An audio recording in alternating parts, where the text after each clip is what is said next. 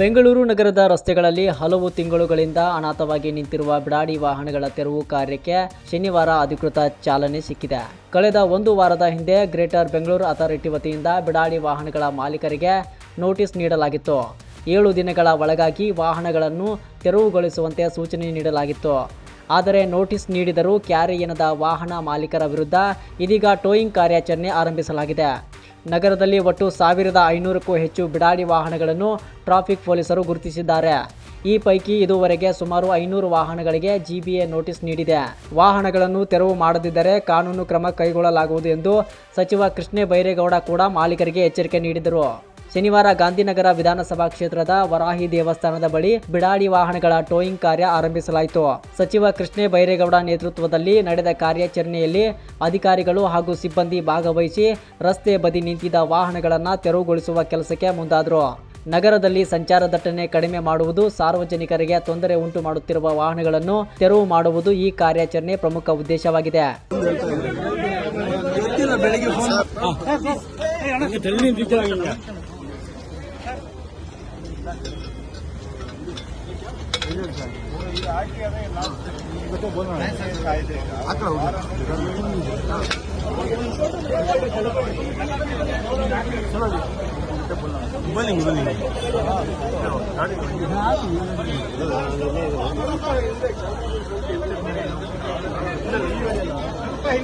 Bro ಸ್ವಲ್ಪ back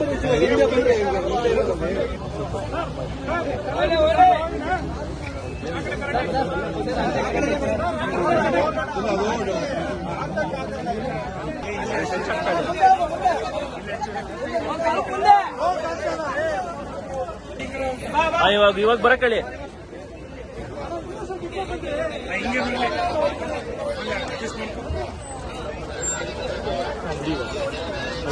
ಬನ್ನಿ ಬನ್ನಿ ಅಣ್ಣ ಹಂಗೆ ಇದೀಗಣ ತಳ್ಳಿಬೇಡಿ. ಇದು ಬರ್ತಿದೆ ವೆಹಿಕಲ್, ತಳ್ಳದಲ್ಲ, ಇದು ಬರ್ತಿದೆ ವೆಹಿಕಲ್.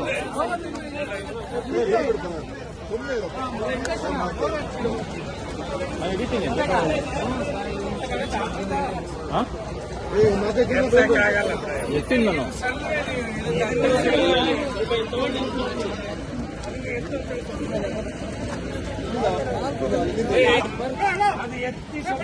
ಬರಲ್ಲ ಇದು ಹೊಡೆದೋಗ್ಬಿಟ್ಟಿದೆ ಸರ್.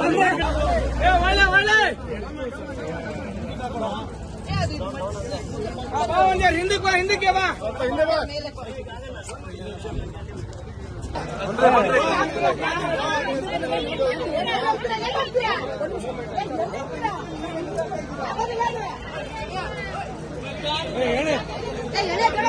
ಹೇಳೋ ಅವ್ರಿಗೆ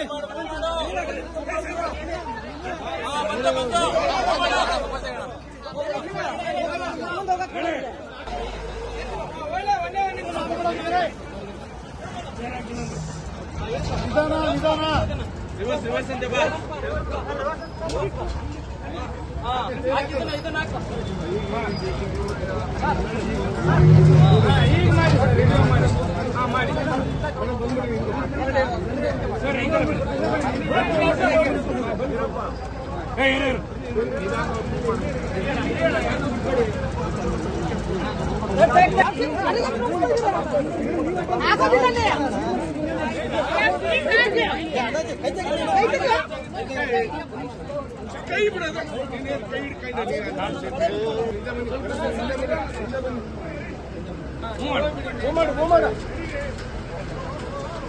ಸರ್